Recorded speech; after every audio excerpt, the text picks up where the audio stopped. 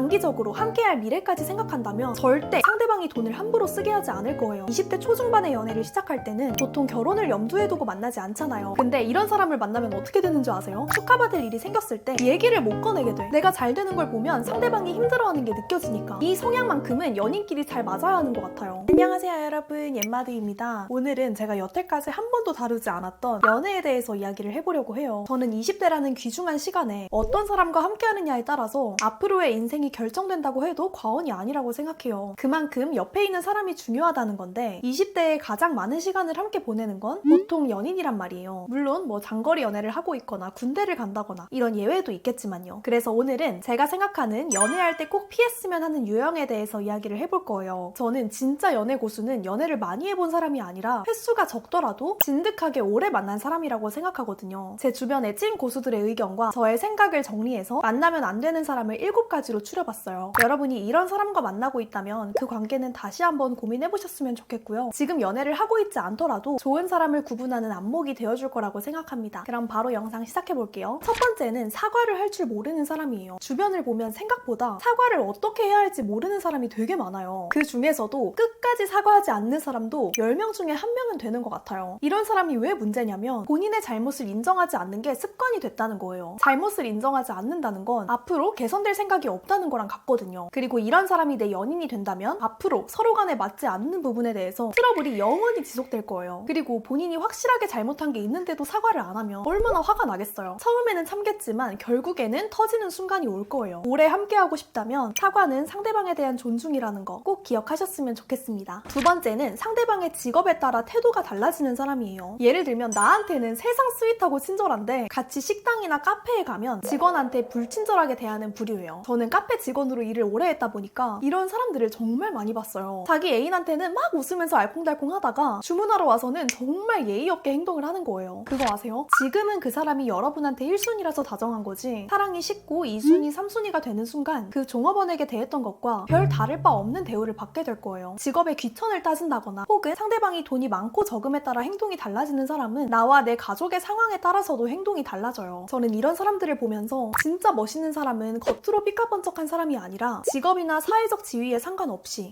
모든 사람에게 존중을 갖춰 대할 수 있는 사람이 아닐까라는 생각이 들더라고요. 앞으로는 누군가를 볼 때 겉으로 보여지는 모습보다는 타인에게 대하는 태도를 먼저 보셨으면 좋겠어요. 그 태도에서 그 사람에 대한 많은 걸 알 수 있다고 생각합니다. 세 번째는 순간을 모면하기 위해 거짓말을 하는 사람이에요. 우리 모두는 의도하지 않아도 살면서 크고 작은 거짓말을 하게 돼요. 어쩔 땐 내 자신을 속이기도 하고 남을 위한 일명 선한 거짓말을 하기도 하죠. 그런데 작은 거짓말을 시작하는 순간 돌이킬 수 없어요. 그 작은 거짓말을 증명해야 하는 상황이 오면 또 다른 거짓말을 하게 되고요. 결국은 그 거짓말을 덮기 위해 또 다른 더 큰 거짓말을 하게 돼요. 우리는 이 냉혹한 세상을 혼자 살아가기 힘들기 때문에 연인이나 친구를 만나면서 살아가잖아요. 그 어려운 삶을 지탱해주는 관계에서 가장 중요한 건 뭘까요? 제 생각에는 서로에 대한 신뢰라고 생각해요. 내가 믿고 신뢰할 수 없는 사람이라면 즐거움은 함께 할 수 있어도 내 아픔까지 나누기는 힘들거든요. 여러분 이걸 꼭 기억하세요. 진실은 불편하지만 멀리 보면 그게 서로를 위한 길이에요. 거짓말이 하나하나 밝혀지게 되면 점점 신뢰가 무너질 거고 신뢰가 무너진 관계는 돌이키기 너무너무 어렵거든요. 때로는 다투고 트러블이 있어도 서로 솔직하게 진실을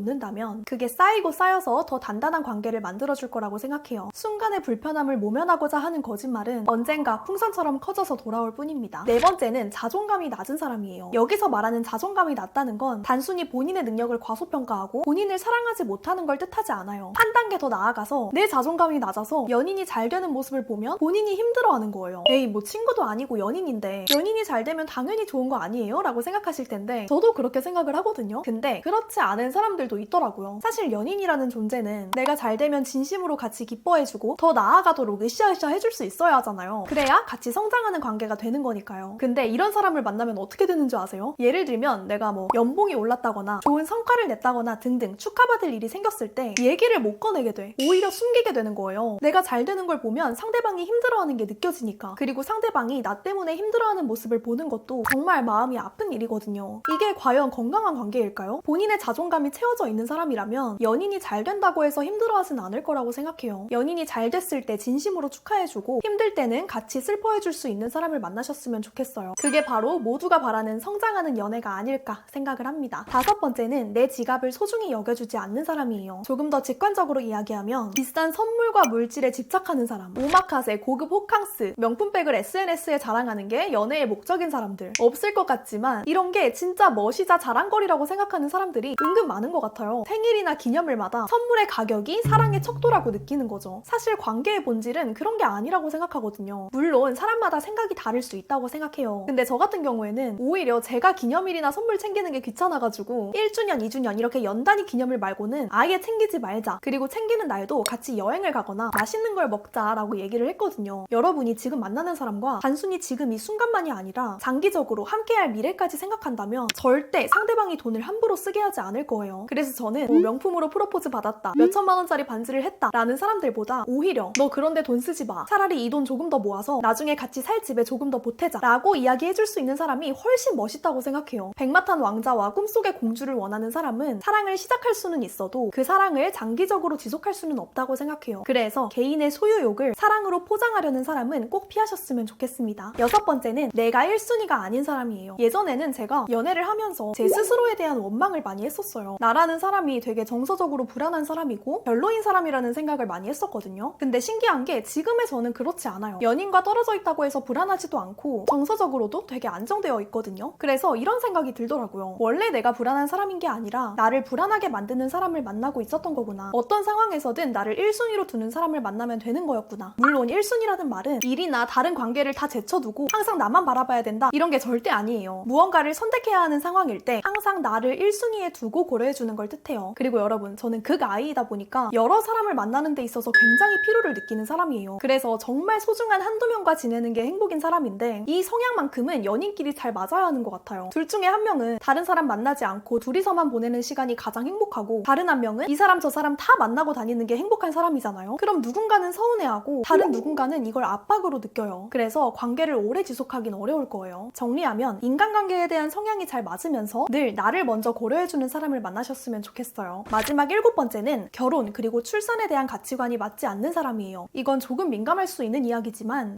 정말 현실적인 문제이기 때문에 꼭 들어주셨으면 좋겠어요. 요즘은 특히나 결혼을 하려는 사람과 하지 않으려는 사람의 비율이 비슷해지고 있잖아요. 그래서 더더욱 중요해요. 여러분, 20대 초중반의 연애를 시작할 때는 보통 결혼을 염두에 두고 만나지 않잖아요. 아직 너무 어리고 결혼은 먼 일처럼 느껴지니까요. 근데 여러분, 이런 케이스가 정말 많다는 걸 꼭 알고 계셔야 돼요. 20대 초중반에 연애를 시작했어요. 그리고 어쩌다 보니까 5년, 6년을 만나게 된 거예요. 그럼 29, 30이 되겠죠? 슬슬 결혼에 대한 생각을 하게 될 텐데 나는 결혼이 하고 싶어진 거예요. 근데 결혼 이야기를 꺼냈더니 상대방은 당황하는 거야. 결혼 생각이 전혀 없었던 거죠. 그럼 결혼을 원하는 여자 입장에서는 다시 결혼할 사람을 찾아야 되잖아요. 그럼 결혼 정년기를 놓치게 되는 거고 너무 소중한 5년, 6년을 날리게 되는 거예요. 물론 둘 다 결혼 생각이 없으면 아무 문제 없죠. 근데 그렇지 않다면 이 작은 가치관 차이가 시간이 지나면 지날수록 둘 사이에 굉장히 큰 벽이 될 거예요. 물론 저는 아직 22살이지만 아무리 늦어도 20대 막바지 29 전에는 결혼이랑 출산까지 잘 마치고 싶다는 목표가 있거든요. 여러분도 저처럼 지금 당장 결혼할 건 아니더라도 나중에 결혼할 생각이 조금이라도 있다면 꼭 상대방이 결혼과 출산에 대해 어떤 생각을 가지고 있는지 알고 만나셨으면 좋겠어요. 그 사람과 몇 년을 만나게 될지 모르고 여러분의 20대는 너무너무 소중한 시간이니까요. 네, 오늘은 현실적으로 연애할 때 피했으면 하는 유형에 대해서 이야기를 해봤는데요. 아마 이 주제에 대해서는 정말 많은 분들의 다양한 의견이 있을 것 같아요. 여러분이 경험을 통해 느낀 피해야 하는 사람, 진국인 사람 특징이 있다면 댓글에 많이 남겨주시면 감사하겠습니다. 저도 보고 배울게요. 오늘 영상 도움이 되셨다면 구독, 좋아요, 알림 설정 꼭 잊지 말고 눌러주시고 저희는 다음 영상에서 또 만나요. 안녕!